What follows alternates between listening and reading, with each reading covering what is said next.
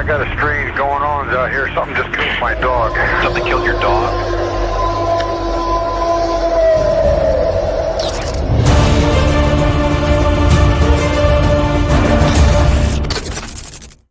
Hey everybody, good evening, and thank you for joining the Cryptid Podcast. I'm your host, Daniel Hamilton, as always.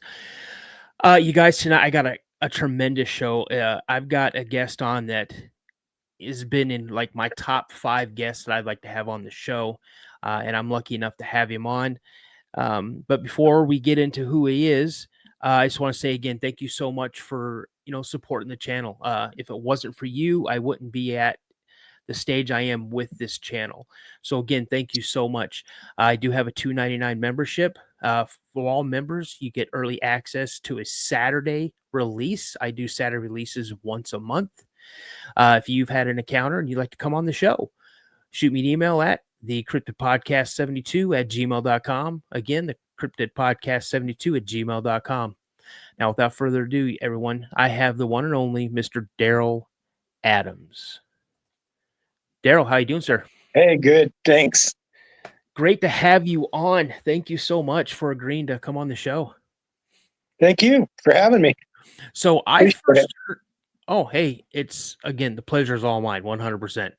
I first heard about you from, we have a mutual friend, Josh Smith, host of Mysteries Unknown, where I do. He's awesome.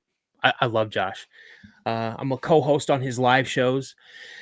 And so he told me when he first interviewed you, he's like, you are not going to believe what was going on in this interview. And I'm like, what? And he's like, I go, come on, man, don't make me wait. Just give me a sneak peek. He's like, nope, you got to wait. So yeah. And to say anything other than amazing, then people don't really understand what's going on. So tonight you've provided like 4 audio clips, and I listened to all of them. Amazing. And then you sent me a few pictures, like 1, 2, 3, 4, 6 pictures. And again, amazing. So let's ask a real quick question. What got you? Well, I mean, I kind of know what got you into it, but just kind of describe to everybody before everything that happened when you bought this property. What was your thought process on Bigfoot or cryptids or things of that nature? Really, I didn't I didn't think about it because I just pretty much worked. I worked like heavy construction in California right out of high school for about 37 years. It's underground construction, like putting in 86, like huge storm drains, sewer, all the infrastructure for cities in California, all over. And so I did that forever. And then, I would hunt in the Sierras and stuff, up there where Ron Moorhead had his Sierra Sounds and all that, right in that general area. And I had actually met Kathy Strain. She was Kathy Mouskowitz. My son was in 7th grade, and they did a field trip to Sonora, Jamestown, California, and she was actually the lady that was putting on the show that they went to about the Native Americans in that area. Mm-hmm. I think they were the Yoket Indians, and she showed us some cave drawings and stuff, and she talked a little bit about Bigfoot, but it never stuck with us or any of that until I basically moved to Oregon in 2011. And that's when it all happened. That's when my Bigfoot stuff started. Well, you just want to kind of go into that and okay, the floor is yours. Okay, I pretty much moved. I pretty much retired in 2011. I kind of had to. I had a hip replacement, and my knees were bad and all that from all that heavy construction work for all those years, and so, I'm a hunter and a fisher guy, I like to do all that, outdoor person. And to start kind of over, my brother and me, when we were in Boy Scouts, when we were kids, Cub Scouts, Boy Scouts, we did them both. But my brother's, 6, 7 years older than me. And my mom, when we were kids, she got the Reader's Digest books. And then my brother would read them and stuff, and we would look at them. But he read the Patterson Gimlin one, where they talked about the Bigfoot stuff. And he just got, he was about, I don't know, 7th or 8th grade. And we were, Boy Scout kids. So we were always camping and doing that. So he was just enamored with Bigfoot then, that there's really a monster out in the woods. It's kind of scary, but I didn't think about it. But my brother actually wrote Roger Patterson a letter, and Roger Patterson sent him back this, he used to put out these, these papers or whatever they are about every 3 or 4 months.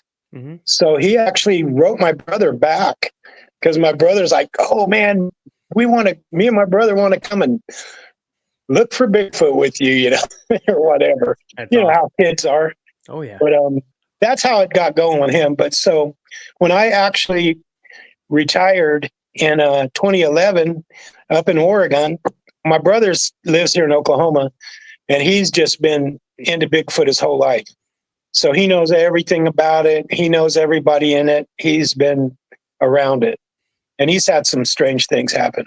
But so as soon as I get up there, first, he starts hitting me up. The Pacific Northwest is just known for Bigfoot. Everywhere you look, on every store or everywhere, there's a Bigfoot painted up there. Mm-hmm. And all the stories from there. So I'm out there hunting and stuff, and he's texting me, and because he's also retired military. And he's like, hey, when you're out there hunting, keep an eye out for these sticks, they're stuck in the ground, or, something weird, anything that's out of place in the woods that doesn't belong there, and anything that a man couldn't do, like some mushroom picking hippie can't, stack some rocks or yeah, stick some sticks in the ground. So I I was also a general engineering contractor in California. I had my own business also while I was working full time. I had a crew working. So I worked pretty 6-7 days a week most of the time. But anyways, I'm out there retired, kicking it. And I start finding all this weird stuff. And I'm like a person that debunks everything to the 10th power. Yeah. Working in heavy construction, you meet every type of, and it was a big company out of California that had thousands of employees out of Sacramento. Mm-hmm. So you meet every kind of personality on earth, that you work with. So anyways, you don't believe anything you hear and only half of what you see.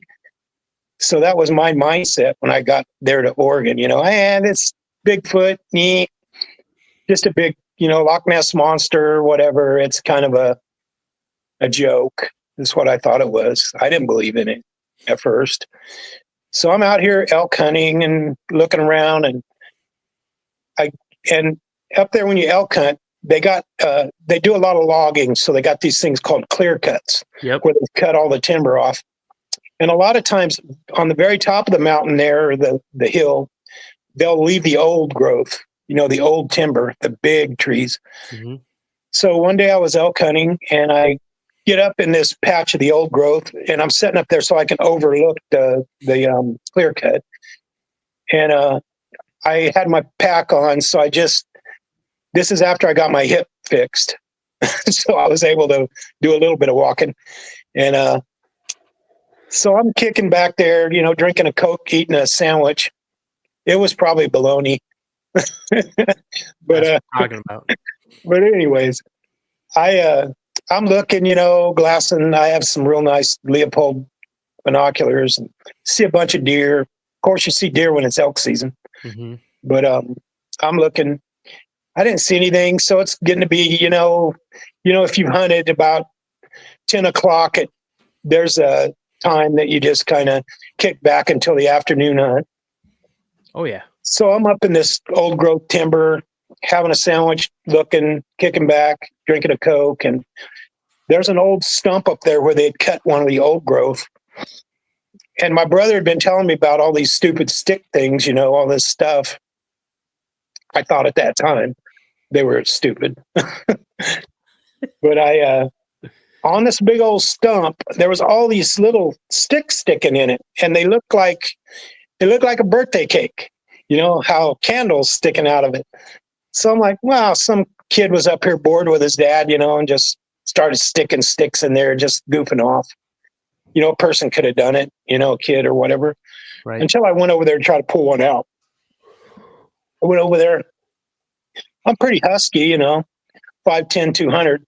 So I yank on this thing and I couldn't get it to move, you know, and there's 50 of them or 30 of them sticking in the stump.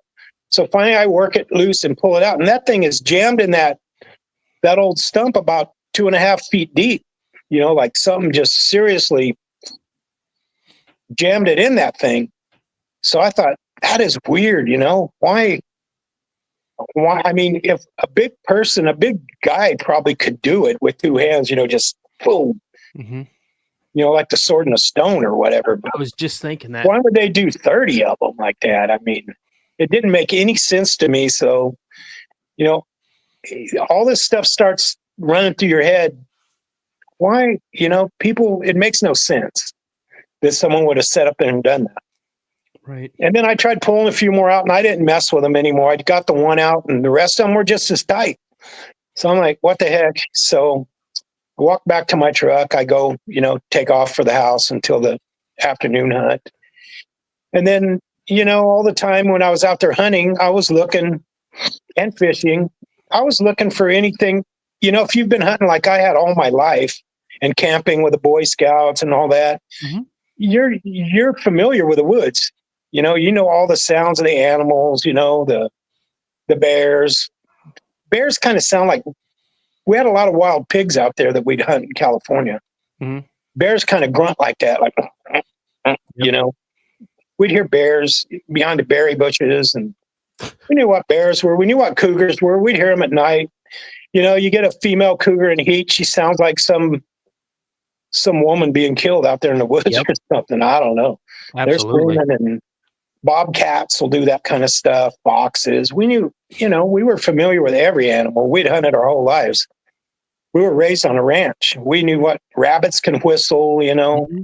all these different animals can make all these crazy sounds. So I was always listening, you know, looking constantly, you know, when you're hunting, you're always observing and looking for anything out of place, any movement, you know, when you're hunting. Yep.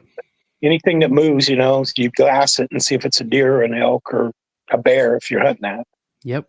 So anyways, flash forward a few years after I was up there, I'd seen a bunch of weird things and, you know, sticks and things like that. I showed my brother, I took pictures and sent him. And one day I was hunting like down south of us, Canyonville, Oregon. There's a big casino there. Mm-hmm. But back to the left of that, there's a really good valley there that have really big deer in that area for some reason. I don't know, maybe it's minerals in the ground or whatever. So I decided to hunt that valley that day, and I was driving down this old logging road. I was retired. It was kind of probably like a Wednesday, you know, nobody's out. Yeah. Perfect. So I'm cruising, and I see this deer up ahead. It was a doe, and it ran across in front of me. And I know by hunting that usually where there's one deer, there's 3 or 4. Mm-hmm. So I get out, I park my truck, I get my gun, shut the door quietly, walk down there where the deer went down into this little creek area. And I walked down the creek. It had been misting, but it wasn't really raining very hard yet. So I knew where the deer went. There was a deer trail through there. So I stepped across the creek. I had my rubber boots on, and the deer trail kind of made a little veer to the right after you cross the creek. So I started walking that way, and I didn't see the deer anymore. But on the turn of the creek right there, and also I like to pick up rocks, you know. In Oregon, there's a lot of agates and jasper and all that. So when I find a sandbar with a bunch of rock on it, I would, you know, look for agates. I had 5-gallon buckets full of really nice carnelian agates and stuff. So here's this big sandbar where that little creek hung a left going around. I walk over there, and sure enough, man, right there in the sand on that sandbar is the most perfect Bigfoot print you could ever see in your life. I mean, the thing was, I didn't have a tape measure or nothing. I didn't even have my phone with me. And then I saw that footprint, and then my hair just stood up on the back of my neck. I was like, that was my aha moment. I was like, holy crap, these things are real. Up until that point, I thought, nah, Imagine what your brother would have done if he saw that print. Oh, he would have freaked out. Yeah. But anyways, I saw that print, and then I'm a tracker. I know all the animal tracks from tracking deer and elk and stuff. So I saw where it had stepped there, and I saw a half of one where it got off the sand. And these things are like 6 feet apart, 5.5, 6 feet. I learned in construction to take the 3-foot step, to measure things. I don't know if you know about that. But just a normal stride of a guy is a 3-foot. Like if you ever measure something, maybe measure 100 feet out for something you're doing, just walk it out and you'll get 33 steps normally, which would be 99 feet. Okay. So anyways, I took my step, and I knew that's 3 feet, and this thing's still another 1.5 further. Really? So if it was a man, he would be doing the splits, Right. And then his heel would be there. It wouldn't be his flat footprint like I saw.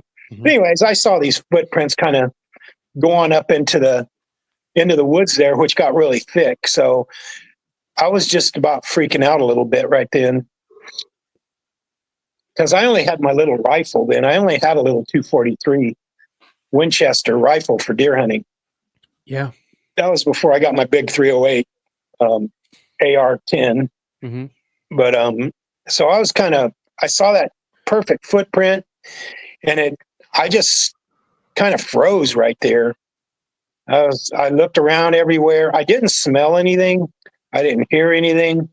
I just heard the creek running, but it was really scary. It was like that moment where your senses are kind of tingling, like, something's around there, but you don't see it. Right. So I just and it started raining. So I just kind of turned to my left and went back up the trail kind of fast and got back to my truck. And then when I got in my truck, I was like, man, that's scary. And I thought about going down there to get, to take my phone to get a picture of that footprint. Then I thought, I'm out here in the middle of nowhere by myself. No one's coming down this road. It's a Wednesday. There's nobody around here anywhere. I was kind of scared, so I didn't go back down in there. But that was my, wow, there really are Bigfoot moment. Other than that, for the first 4 or 5 years, I didn't even believe in it. Yeah, it was kind of like your baptism of fire, so to speak. It was. You're completely doing what you love to do. Like you said, you're retired. It's a Wednesday. Middle of the week. No one's going to be doing what you're doing. And the next thing you know, reality just kicks you right in the face, and you're like, "Oh." So So that was my reality check on the Bigfoot. So the next time I went hunting, my head was on a swivel. You're like, oh, these things are real, and I'm out here. I was always by myself. I didn't have a hunting buddy or anything. I was kind of a newbie to that area, and I was out there by myself hunting until my grandson got a little older.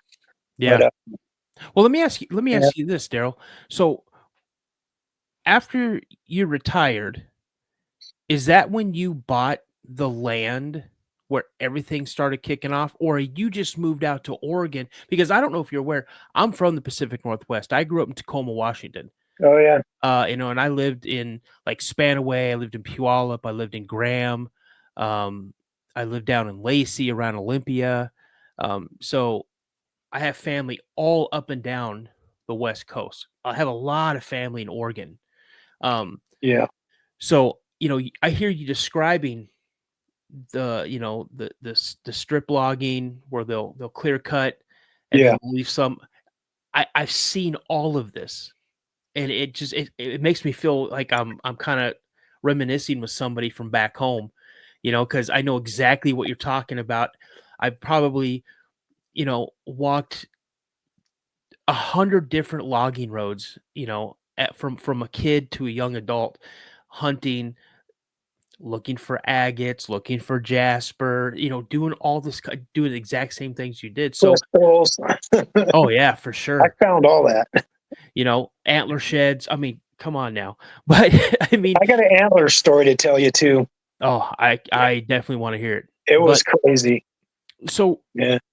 when you retired, did you buy that property or was it a little time after? It was after when we first moved up there. My wife was still working. She's a mental health therapist. Whatever. She's got like a pedigree a mile long. Nice. But anyways, he was still working.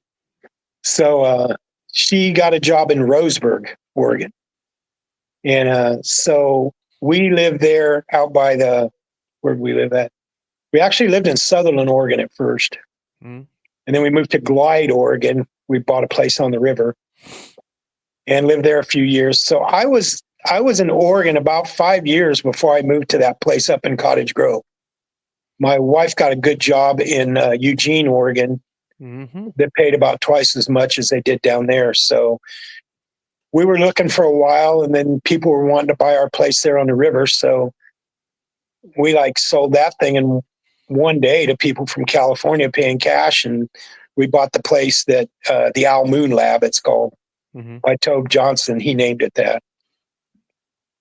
And then that's when the crap really hit the fan with the Bigfoot stuff. Let's jump into Owl Moon Lab. Okay. Well, when we first moved there, it was a country house with a couple acres. It was we bought it from a builder, a guy that was a contractor builder in the area. And it was actually an old 1800s. They called them shotgun houses. Mm-hmm. Back in the late 1800s, early 1900s, families would have just a 2-bedroom, 1-bath house with about 5 kids. And they called them shotgun houses. I don't know why. Because you could see from the front door through the back door. You could see straight through the house. That's why they call them shotgun houses. But anyway, this house that we bought, the contractor that we bought it from, he completely rebuilt it into this big old country house that was, 3,500 square feet with 5 bedrooms, 2 bathrooms. Oh, nice. And it was a big place. And then beside it was an old wood shed, because in the 1800s they used wood and they had like a boiler to heat the house. Mm-hmm. That little house, that's how they heated the house. And a lot of people up there still use oil. You'll see those oil tanks, but this one used wood. So anyway, the wood shed, we ended up making into a big shop. So they kind of built onto the wood shed a little bit, used a little bit of it to make this big new shop that we built. And so we'd just gotten that shop built. We'd lived there about maybe 3 or 4 months. Well, when we first moved there, let me start from the beginning. When we first moved there, it was December. So, of course, it was raining. You know how it is up there.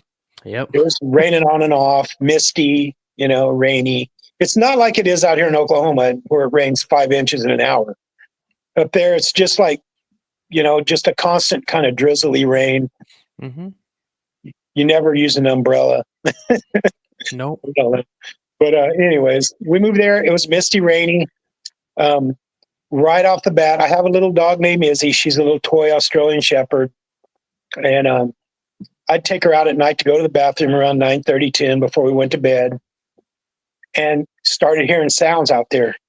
This house property was backed up to they call it BLM land out there. It's Bureau of Land Management. Mm-hmm. They call it Corps of Engineer land here in Oklahoma. It's just basically government controlled land. Mm-hmm. It's supposed to belong to the people, but yeah, right. But anyways, the house is backed up to all that. Behind the house, probably 300 yards, 1,000 feet, there was a main power lines that feed the whole state of Oregon. It was a power line access two big sets of power lines. So it's wet. We're hearing those power lines crackling and all that. But me and my dog would be out there, and we would hear things up in those woods, like Bigfoot's yelling. Like I said, I knew all the animals. I knew the cougars and all that. So we'd hear stuff like that, and I'm like, wow, that's weird. I wasn't really catching on at that point. Let me play one of those audios that you sent me. We'll do this one here.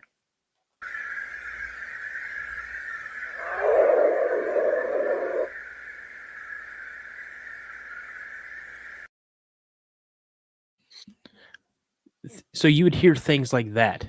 Yeah, that and a lot like that thing you play at your beginning when you're starting up your podcast. Mm-hmm.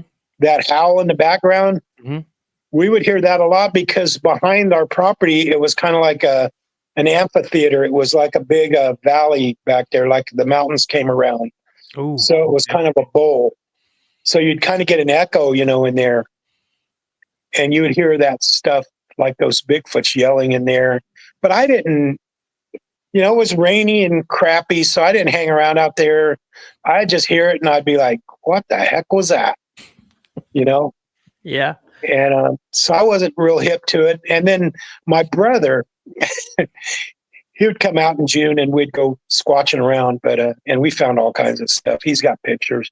But anyway, he got this thing, an invite to a thing called Beachfoot out there in Oregon. Mm-hmm. And it's put on by Todd Neese, the Bigfoot guy, Todd Neese. Mm-hmm. So my brother was unable to make it. He had already bought our tickets to go. And then I was starting to hear more and more of those sounds out in the back. So I was kind of like, man, that's crazy. I'd like to talk to somebody. So my brothers said, go to this Beachfoot. You're going to meet all these people and you'll be able to explain to them. And, maybe they can, give you a heads up on, what all that is or whatever, what it means, So I go to this Beachfoot thing and I walk in and like, whoa, here's all these most famous Bigfoot people, Bob Gimlin, Cliff Brockman, Bobo from those shows. Mm-hmm. It was when it was like 2017 when they were popular. Mm-hmm. And Ron Moorhead was there. Mm. And all these people are super nice people. But that Beachfoot thing is an invite only, to kind of all the main players, in the Bigfoot community. They go there and they talk. There's talks and, and I'm more of a straightforward evidence kind of a guy. I'm not a yada yada guy, Yeah. Oh, yeah. So anyway, we're all sitting around this campfire. They have a huge campfire there. All the big players, I have my cell phone, that I've recorded some of these crazy sounds on. Ron Moorhead's sitting next to me, and I'm like, his girlfriend, Carrie, her wife, sitting over here, and we're all talking. They're super nice. And I go, yeah, I bought this place out of Cottage Grove, Oregon, and there's all kinds of weird stuff going on there, and sounds. So I played a thing on my phone, and he's like, whoa. His ears perked up, and he's like, I go, is there anybody, around there that could come and kind of give me some insight into, what's going on or what this is or what, Bigfoot. I didn't know anything about Bigfoot. I was just a newbie on the block. I didn't, how all the stuff goes. Just with the material that's available to you at the time, and then your brother's enthusiasm, and then you remember seeing that print. But now, like you said, you're sitting around a campfire with like some of the big hitters, the elite guys. All the guys from Ohio, Bigfoot. That's crazy. The guys that are on the TV shows at that time. There's just all of them are there. And Ron's hearing my stuff, and I showed it to some other guys, and they're like, whoa, yeah, that's definitely a Sasquatch. And Ron's like, hey, because Ron's daughter actually lives in Cottage Grove. Really? Ron Moorhead's daughter. She was my neighbor, and I didn't even know it. And But Ron knew Tobe Johnson because Tobe Johnson had been already into the Bigfoot world for 10, 15 years at that point. And a few years prior to that, he did that. They call it the London Trackway, where they got 110 tracks right there by the lake, by my house, out in the mud flats. In the winter, the lake, they drain the lake so it doesn't flood from the snow melt. Yeah. But they got 100 and something footprints. They're debatable whether they're real or not, but they look real. And the stride on the thing was, like I said, 6 foot. And when it landed its next foot, it wasn't on the hill from running or anything. But anyways, so he says, yeah, get a hold of Tobe Johnson and have him come out there and check what's going on up above your house. So, I get back from Beachfoot on Sunday. It starts on a Thursday and runs till Sunday. So I get back on Sunday. And so Monday morning, I find Tobe Johnson on Facebook, and I kind of, friend him on there. And he sends me a message like, who in the heck are you? I'm like, I'm just a guy moved to the area, and I'm having this stuff going on. Ron Moorhead. And when I said Ron's name, Tobe's like, oh, Ron, oh yeah, he told you about me, or me about you, or whatever it was. So it was just funny because a few months after that, we met up, and he was doing a thing at the lake where that London Trackway was, and I came down there and met him, and we kind of hit it off. I mean, he's like, oh man, yeah, you got Bigfoots in your backyard. So, and at that point, Tobe Johnson had just gotten a divorce, and he was living in a travel trailer, being a gypsy nomad. He was truck driving at night, hauling cabinets from Eugene, Oregon to Bend, over the mountain. And so he's like, yeah, I need to come out there. So he came to the house, and we looked around, and I let him hear some more stuff that I had just recorded. And he's like, oh man, that happens here at night? I'm like, yeah, even a lot more, even during the late afternoons, stuff I wasn't even recording. And I go, hey, we got this land right here. It's just me and my wife. If you want to put your little trailer right here, bring it out here. I was retired, and I was, I worked like 6 days a week. So I was just all gung ho. I wanted something to do, Yeah. So I really kind of threw myself into the Bigfoot stuff then, because all that stuff was starting to happen. Tobe Johnson moved in there, and then it just kind of hit the fan. It was just like calling all cars. I mean, it's like the Bigfoot and all that other stuff that goes with it, that went with it there, just kind of started happening. And it's kind of like the more you mess around with it, the more it messes with you. Yeah, the more agitated it becomes. Yeah. And I'm a religious guy. I believe in the other side of the coin too, the devil, the demons, but I'm not calling Bigfoot demons or none of that. Right. Because I don't think they are. No. So they never did anything bad to me. So after Tobe moves in, what was the first like big incident or encounter that happened after Tobe moves in? Well, after Tobe moved in, our shop got done. Remember, I told you we were building a shop that was the old woodshed, and it was all done. It'd probably been done about a month when he'd moved in. It was still brand new. We didn't hardly even have anything in there. I'd built some work benches in the back, but I had gotten an elk tag for that area behind the house, which was Melrose. They break it into units in Oregon. It was Melrose, and what it was a cow tag.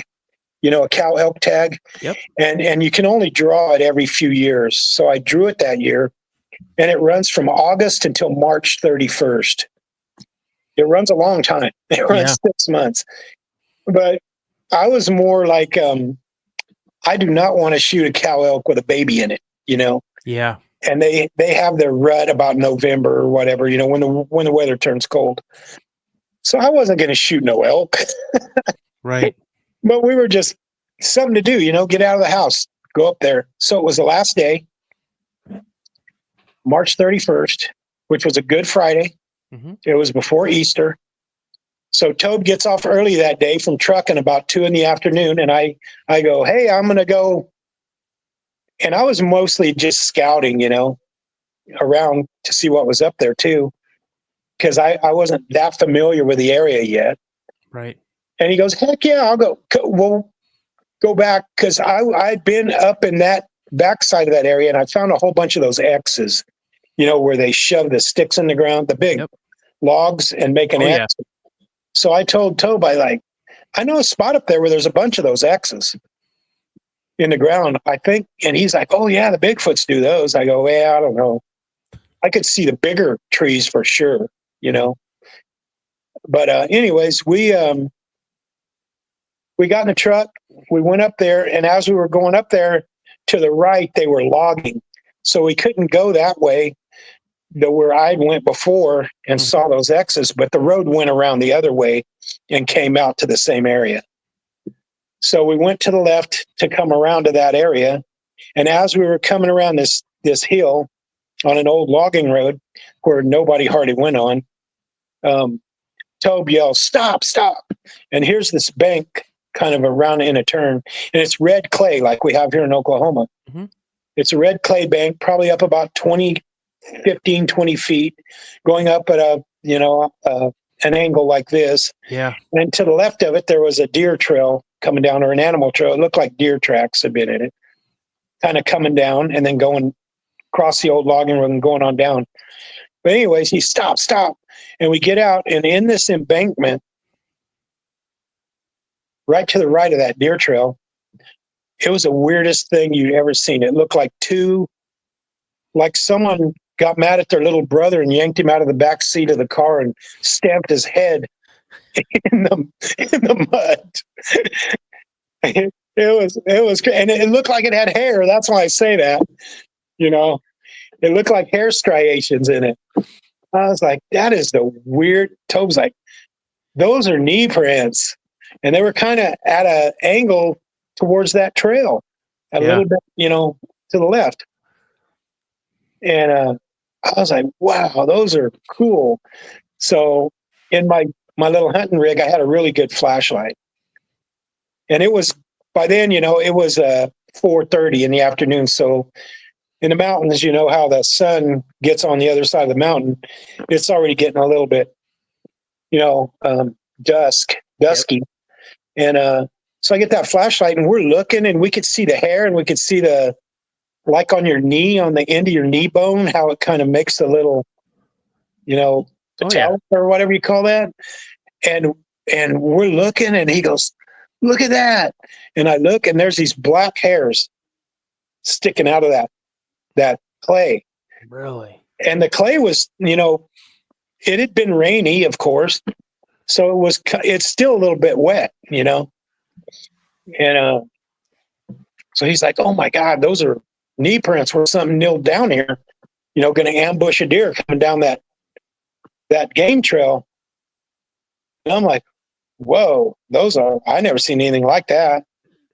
So anyways, we run back to my house, which was about 10 miles back around. And he gets in his vehicle and he runs. And by that time, it's 6. Mm-hmm. He runs to town. He, everything, let's see, he might have went to like Home Depot or one of them to get some plaster. Mm-hmm. So he wasn't able to get the good stuff because the ceramic place was closed at that time. But so he got some fix-it-all stuff or whatever it was. So he comes back. We get back up there. My wife comes with us because she's home from work. So we get back up there about 7 at night. Mm. We got a bunch of lights. I brought a bunch of flashlights and stuff. And he kind of made a form around those knee impressions. Oh, first of all, my wife's holding the light. I got the envelope. Tobe gets alcohol, latex gloves. He gets an envelope, new envelopes, a set of tweezers, alcohols them up. And he's picking these hairs out of that, putting them in this envelope. So he pulls out probably 10 hair out of there. Wow. Yeah. And he builds this little form around the knee impressions. I got my DeWalt drill with my plaster mixer or my mixer on there that I do drywall mix. Mm-hmm. I'm mixing up this plaster stuff for him, this fix-it-all stuff. We're pouring 5-gallon buckets of it in there, probably about 4 of them. So then we're stuck out there for about 4 hours till about midnight, till this stuff sets up enough to pull them. And so probably 1 o'clock in the morning, 12:31, we ended up pulling them, and he had an old wool blanket, like an old military blanket. Yeah. We set it in the back of my 4-door truck, flipped one of the seats up. So we gingerly set them in there. We drive back to the house, and we had also a big car garage on one side of the house, and the shop was on the other. So we put them at like 2 in the morning in that garage on the other side of the house. Okay. And then next day, I got pictures of the next day. We go out there, and they're just, covered up in the red clay, because it's stuck Right. to them. So it took about 2 weeks before that clay dried. Between that time, I built this little carrier for them, and with some bubble wrap stuff so they wouldn't break and all that. That we set them in this little carrier, and like you carry like a little stretcher. But we carried them into the shop and left them in the shop then. And then that's when a lot of the crap just amped up on the property. It was like something wanted those prints back. Really? Yeah, we would hear. And, my brother came out for a visit also, and he gave me one of those parabolic things you hold, and you can headphones. Yep. So I built a stand in the backyard because I was hearing these sounds like a pole, and I put the parabolic up there, and I ran the cord down. I had an old chair sitting there, and I just had a Sony recorder. Yeah. That I'd won at the raffle at Beachfoot. Nice. It was kind of funny the way it all played out. It was like a thing, but so I would start recording all night, 8 hours, 9 hours, and then in the morning I would put Audacity on the laptop, so I'd go in there until my butt was numb, and just look on the spikes, on the thing, and I was hearing those things yelling, screaming, like those sounds I sent you. I got a lot more of them. So let's play one of these.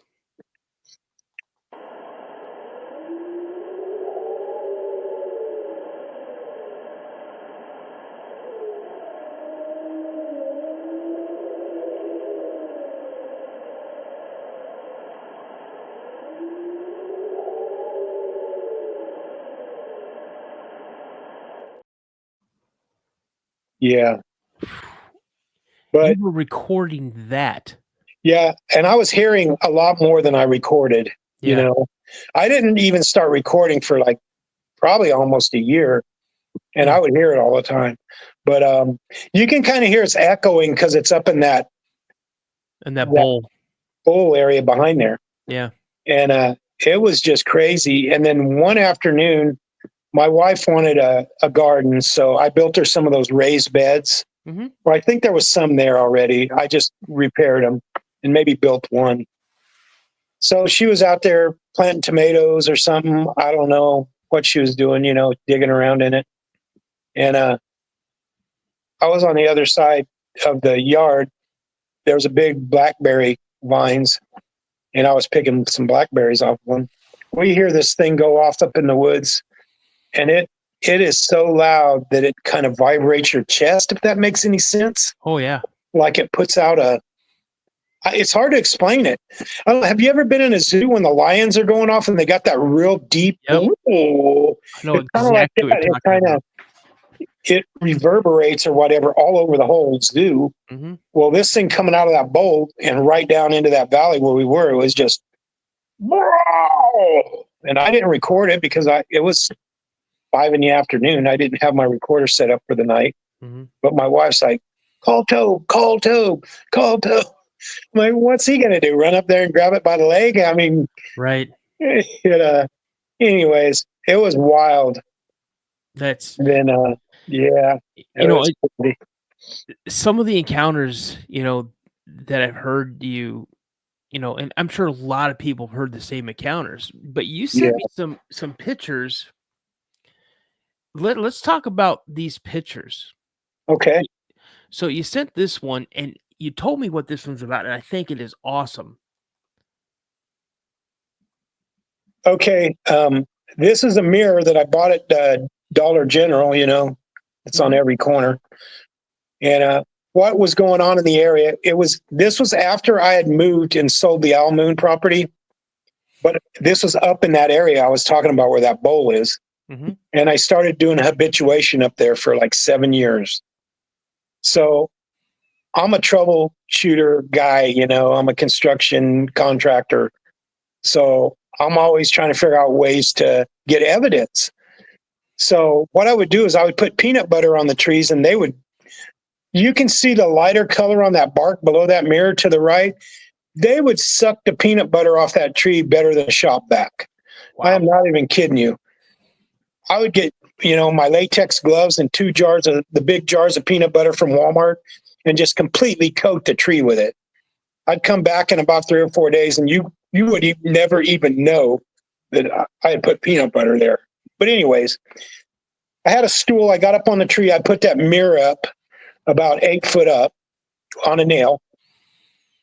And I had rubbed peanut butter all the way around the tree and in behind it and below it. You can see where the bark's kind of missing down to the bottom right.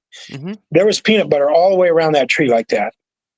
And in the back of the mirror, I got some of those, those cheap cookies that got the hole in the middle, Yeah. When you're a kid, you stuck your little finger in there to get the icing. Mm-hmm. They're like $2 for a million of them. Oh yeah. But I put some cookies behind it. I stuck it up on that nail, or I sprayed it with Pam cooking spray. Stuck it up on that nail with those cookies behind it. I came back about 4 days later, and it had those big finger swipes on it. Now, whatever did that, and you can, if you zoom in on it on your phone or whatever, you can see the fingerprints, dermal ridges on there. Yeah. And you can kind of see the knuckles, and they're huge. I should have put $1 for scale up there, but they're huge. And the one on the bottom, you can kind of see they look like maybe there's a little hair around it. I don't know. Yeah. But anyways, that was just some of the little booby traps or whatever you want to call it I was trying to do, to get evidence. But yeah. Tell me about this picture.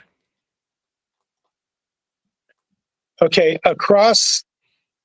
Now this starts getting into the woo factor stuff. Mm-hmm. I can go flesh and blood, woo, and then I can go woohoo. Yeah. Because all that stuff happened to us there. I started out flesh and blood, mm-hmm. And anyways, across the river from where we lived, there was a river right in front of the house. There was a logging road. They call it a Weyerhaeuser road because Weyerhaeuser owned all the logging around there. Yep. And across the river there was a mound, and the guy that owns it, he has a seed company, so he grows a bunch of plants out there for seeds, like carrot seeds, whatever. Mm-hmm. So anyways, that mound out there was an Indian 1800s Indian reservation, the Kalapuya Indians, mm-hmm. Whatever you call it, not a reservation, encampment. Yeah. It was an Indian encampment. And people would always say they could hear Native Americans talking out there, and all kinds of weird stuff happened over there with the people that worked there. And so one night I come out and I see these things coming up out of the ground, and I'm like, first I thought there was someone over there messing around with those Japanese lanterns, those things you light and they Yep. kind of come up. And I'm like, that guy's gone, and that's a fenced in area and it's private property, and there's nobody over there doing anything. There's no lights, there's nothing.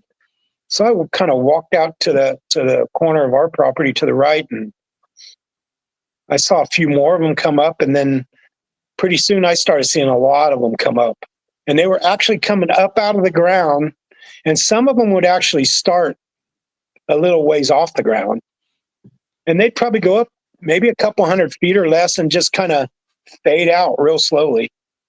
Some of them look like they were spiraled up, Mm-hmm. and the other ones were just not making any sound, just like lights. I don't know, I was thinking swamp gas or something, but there's no gas there, Right. It's just farmland. And it was just weird. I guess orbs, I don't know what they are. It's definitely when you're out in the middle of nowhere and all of a sudden you see something like this happen, it definitely raises a lot of questions. Yeah. So tell me about this picture here. Oh, that's just some footprints up there at that area that I had habituated for about 7 years. I actually, I would go to that ceramic place in Eugene and buy 4 bags of hydrocal, which was a little over $200, Mm-hmm. which is expensive. Yeah. So my wife's like, no, you can't be spending that money on that stuff. Yeah. So I probably had 15 or 20 footprints cast. Mm-hmm. And Tobe Johnson has them. Yeah. And so we just kind of, after we had so many, we just kind of gave up. But almost all of them were 17 and a half inches, Mm-hmm. 7.5 inches wide up there where the tip of my foot is. Yeah. And I only wear a size 10 shoe. And yeah, super heavy. I'm almost willing to put $1 to a dime that if you move your foot, that impression that's next to your foot is way deeper. Way deeper. You don't make any impression in that duff. Yep. All the pine needles. Mm-hmm. You don't make no impression when you're walking there. Not my little 180 or 200 pounds. Nope. Depends on what holiday it is. I mean, it's But, that. Oh man, that is so cool. I love seeing pictures like that. So now we're gonna get into some really. I find them incredible. Let's take a look at this one. okay, that's one that scared me up there. I was going up there 2 to 3 days a week for 7 years. Mm-hmm. So you kind of know when there's anything out of place. Yep. It kind of becomes your backyard, your living room, whatever. So I go up there one day to go. I had a thing set up down there. I had my game cam and a tree that I would put peanut butter and apples and stuff on. And the game cam got tons of pictures. That picture there, I was up there one day, and I look off to my right and I see something move. I thought it might be a deer, so I stood there against the tree. I wasn't all the way down in there yet to where my game camera was to get the card out of it. And I see this thing move like its right hand moved, like it's somebody walking. So I stood there for a minute. I'm looking at it.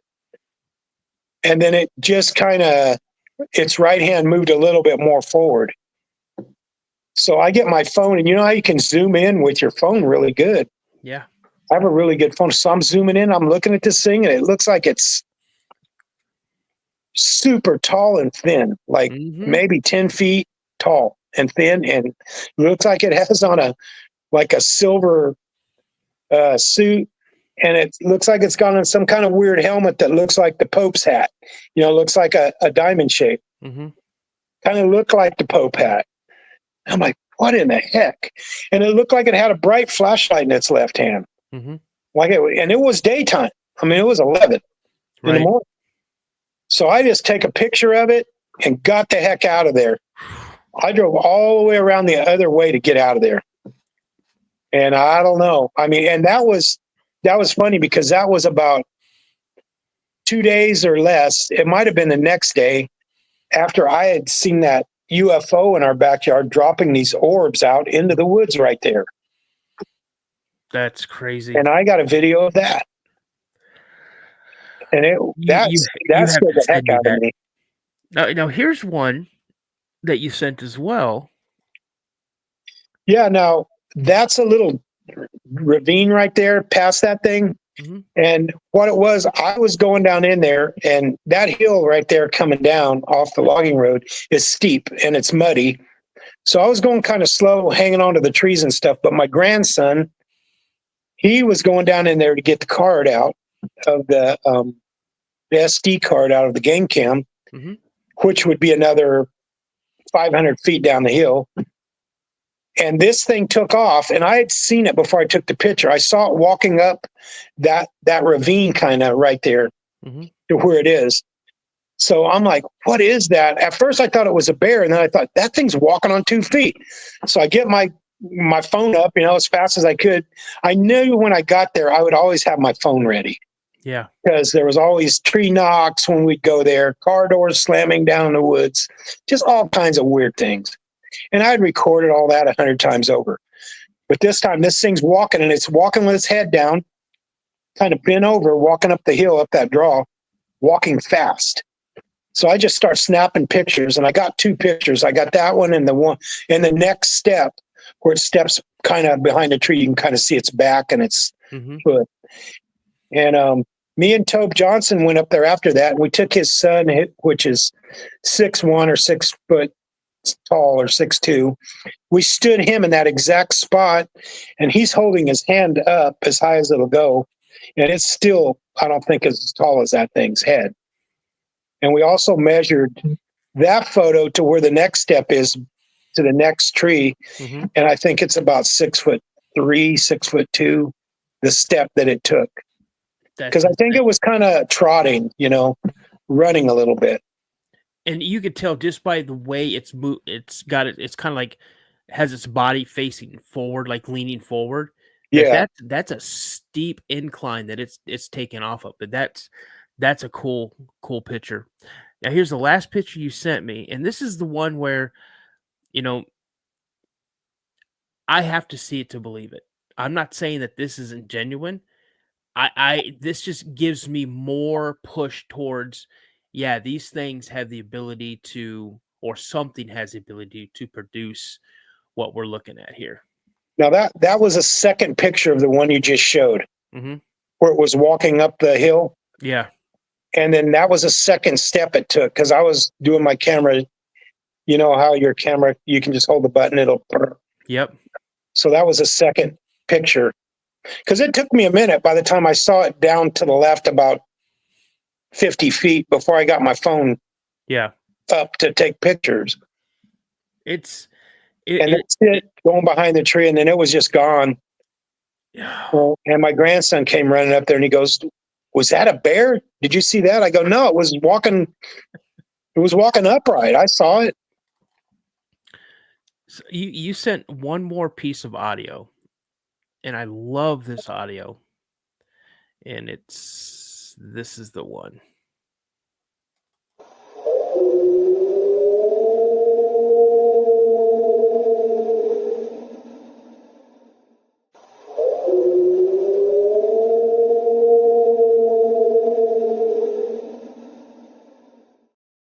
Now you looped that like a few times.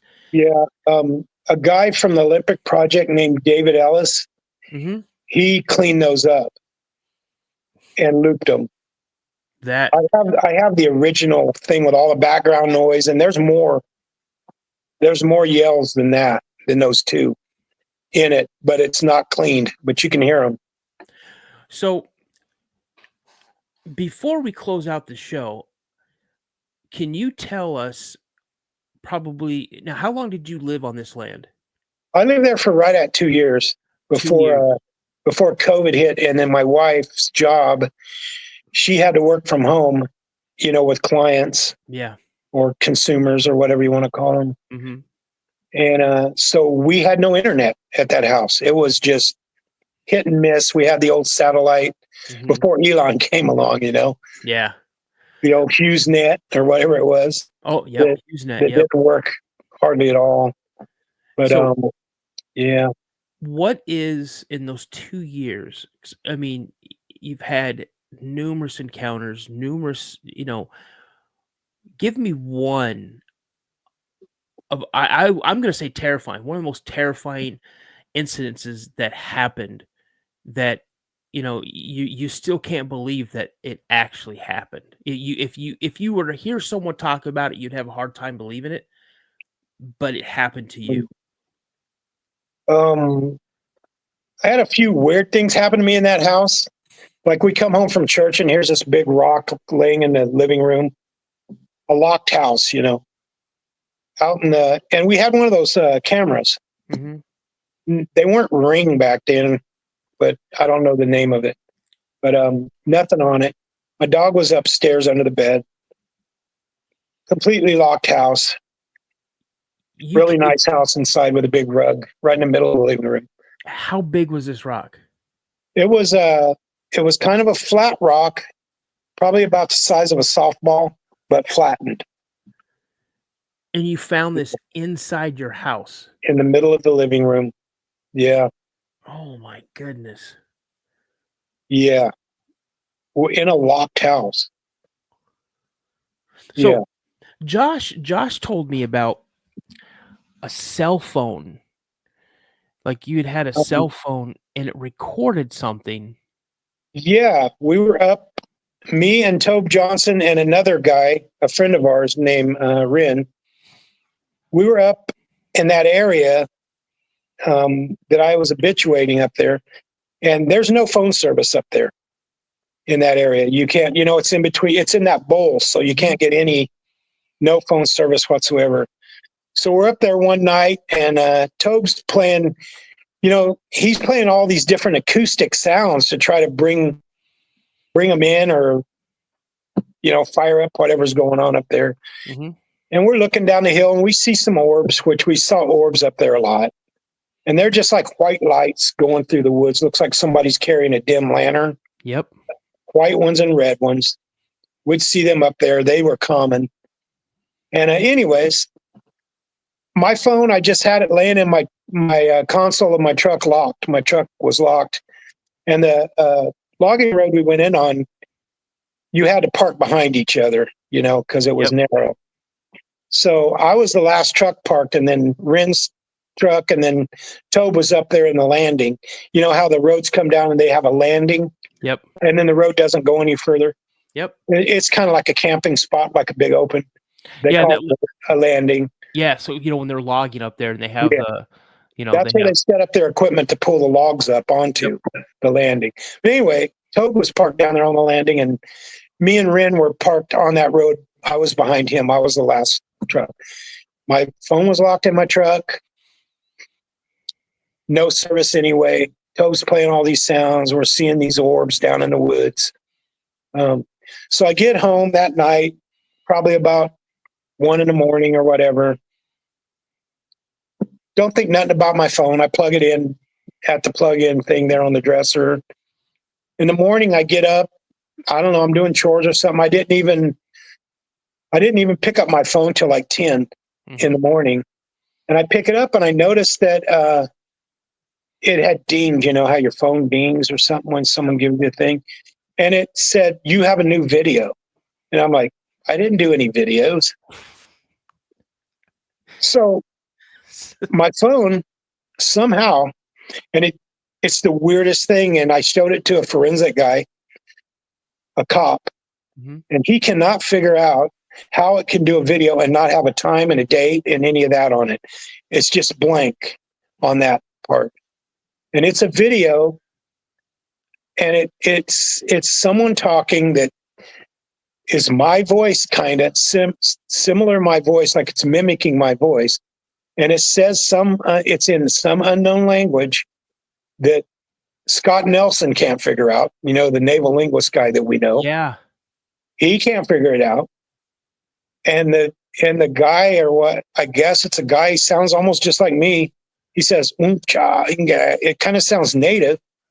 And then something buzzes or a little bit of static, and some lady comes in and goes, "Oh my God." Or she goes, "Oh God, what's going to happen when they're out there?" Like she's all excited about something happening to somebody. It's the strangest thing. I'll send it to you. What? Yeah. Oh, I'm getting goosebumps. I would love to hear that. Oh my God. I'll send it to you. That is crazy. And then, to go on with that, in that shop after we built it, all the weirdness that started happening with the knee impressions. Once we put them there, we could talk for 2 weeks on this stuff. Oh. But we started in the winter when it was wet and stuff. I would put the recorder in the shop after all the weirdness started happening in there. Yeah. And I got like 5 or more EVPs in there. Oh my. I got one I'll send you that I call it the Midnight Preacher. It's just this guy going off in some unknown language that nobody knows what it is. Scott Nelson's never heard of it. And it sounds Really? like you can hear a crowd, and it sounds like he's preaching to a crowd. And there's a story about that land there, about the Hebron that came from Pennsylvania, that came from Hebron, Jerusalem over there where the Holy Land is. Mm-hmm. And the state and the county ran them off and flooded their town. So they put a curse on that property right there, that whole land in that valley. So it's all haunted, and the Native Americans that they killed and threw in the river, across the river where those orbs are coming up. Yeah. I always said I'd love to There's a visit big that history place. there. No, Yeah. I want no part of that. So Yeah. we're going to go ahead and close it out. So if you could hang out just a little bit in the lobby while I close out, I got a couple things I want to show you and a couple things I want you to hear. Okay. All right. All right. So just stand by. I'm going to go ahead and close this out. So again, Scott, I just want to say thank you so much for coming on the show. And I would love to have you on again if you're willing to come on again. Sure. I mean, I got so much evidence that Oh, 7 years of working at it, it's not something that happens overnight. I got skunked so many times. oh, I'm sure. And all my booby traps I did, with the sticky rat traps on the trees that I got the hair on. And I did so many different things. Well, again, I'm honored and very grateful that you came on my show. And Thank you. I can't wait to hear the stuff you want to send me and see the stuff you want to send me. So, And then, if people want to see the stuff, Tobe Johnson has that book called The Owl Moon Lab. It's on Amazon, and he has QR codes on there. Okay. About a lot of this stuff. And you can just put your phone on there and click on it. It'll show you the pictures, the video. Oh, that's cool. So what he's saying, everybody, if you're not understanding what he's saying, so in Tobe's book, you can find it on Amazon. It's called The Owl Moon Labs. Yep. Okay, so The Owl Moon Labs, go to and look for it on Amazon.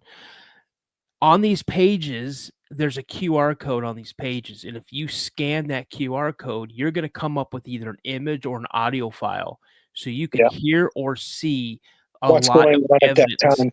Yeah. that they gathered. So that's fantastic. I'm going to definitely look that book up. So Yeah. Also, the Owl Moon Lab had a YouTube channel or a Facebook channel, and he has a lot of our stuff documented on them. If you want to scroll back to 2018, he has, like, people were asking about when the Bigfoot got against the window, the one that I saw that ran off. Whoa. We're not leaving. We're not leaving yet. I need to hear that story. Okay. Yeah. Let's hear it. Well, the big farmhouse was a 2-story house. We were having all this Bigfoot activity. They'd come at 2, or their witching hour is 2 and 3 in the morning. Yeah. So we're dead asleep. We got our little dog at the foot of our bed sleeping, and she would start, because she can hear, and really good. And we would hear boom, boom, boom, boom, like 3 booms on our back door of our house, and it was a big metal door. So I'm like, crap, we're out in the middle of nowhere. And I grabbed my 40, I Glock, and I go down these stairs real quick. And I got this real strong flashlight, and I'm like trying to look out the window to see what, I don't want to just be surprised to open the door. But then I end up opening the door. There isn't nothing. And, nothing out there. I'm shining a light everywhere. No eyes, no nothing. And that happened a few times. And, just a greasy spot on the door where it hits. Yeah. And anyways, this house, 5 bedrooms. Upstairs on one side of the house, on the south side, there was 2 like kids' rooms, regular bedrooms. And then there was a little hallway running there that went down the stairs. And right about the middle of those rooms on the other side was the master bedroom, or whatever they call it these days, primary bedroom. It was a big bedroom. So On the outside of the house up, it was a big 2-story house. There was motion sensor lights. And on that south side of the house, we just built that big shop. And there was a chain link fence around it about 4 foot high around the side of the shop that went all the way around the whole yard, which was a big yard, like 1/4 acre yard. So about, I don't know, 2 a.m. or something. I can't remember. It was late. My wife got up to use the bathroom, and, you know, I'm kind of like, you know, dozing in and out. I'm a light sleeper.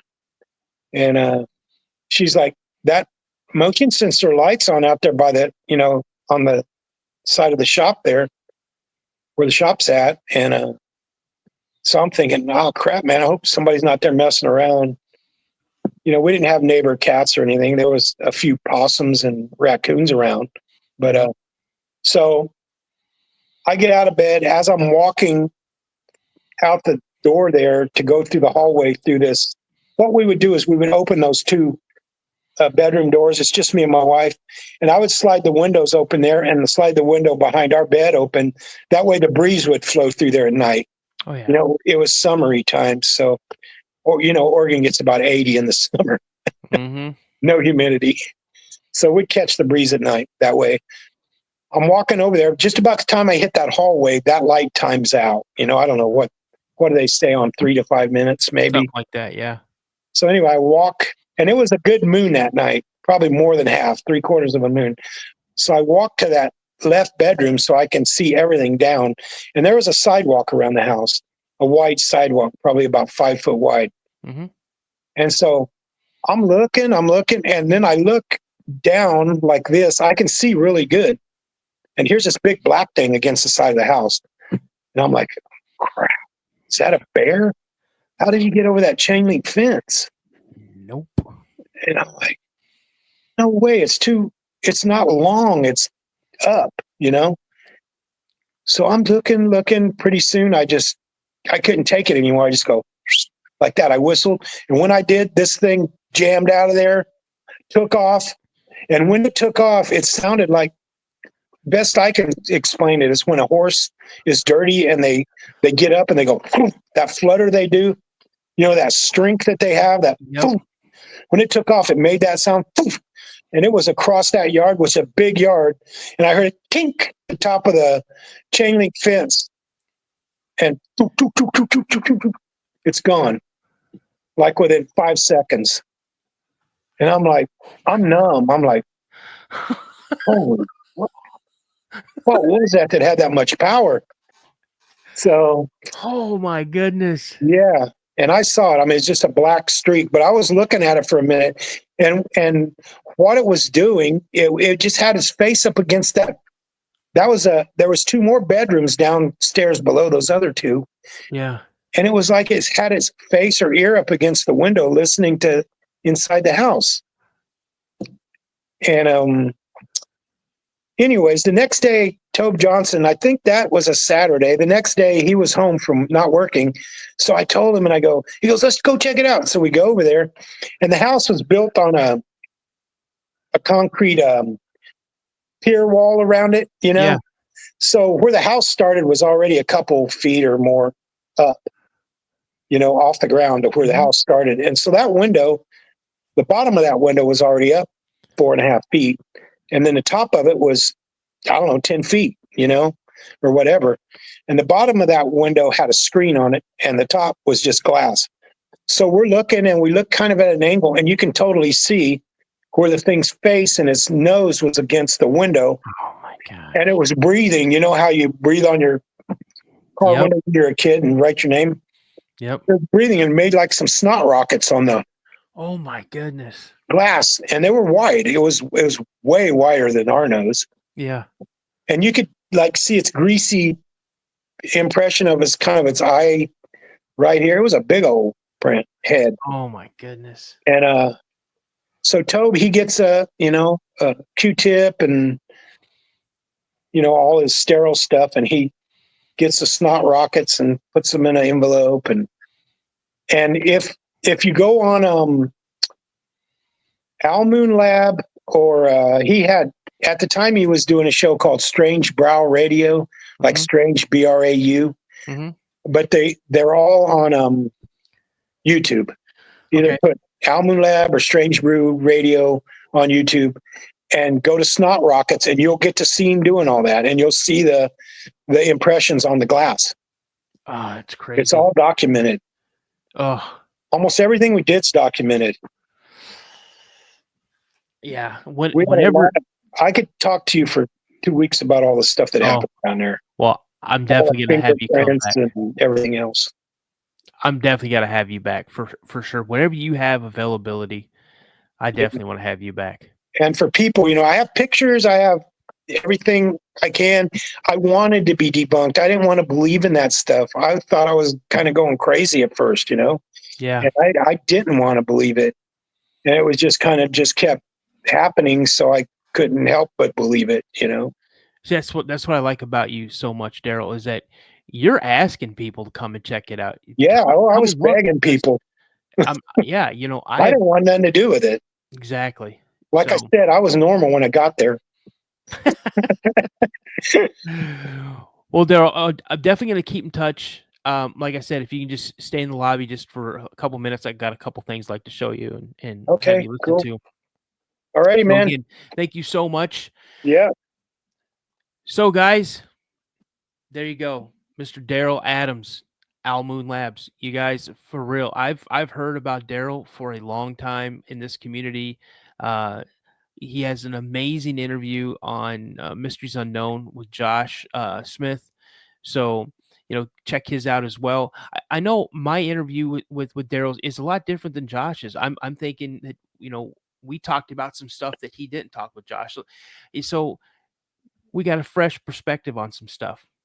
So like I said before, if anybody's had an encounter and would like to come on the show and share it, or if you've had an encounter and you just want to get it off your chest, you can email me at the Cryptid Podcast 72@gmail.com. Again, the Cryptid Podcast 72@gmail.com. Again, thank you so much for all the support you show the channel. Remember to subscribe, like, comment, and share. It all helps out, you guys. And it's all free. Doesn't cost you anything. Unless you want to become a member of the channel, $2.99 gets you an exclusive early access to a Saturday show. As Josh, my brother, likes to say, oh, by the way, it's his birthday today. Happy birthday, Josh. Oh, yeah. He always says, stay prayed up. And as I always like to say, remember, you guys, a legend first begins with a sighting. Have a great night, everybody. See you next time. I got a strange going on out here. Something just killed my dog. Something killed your dog?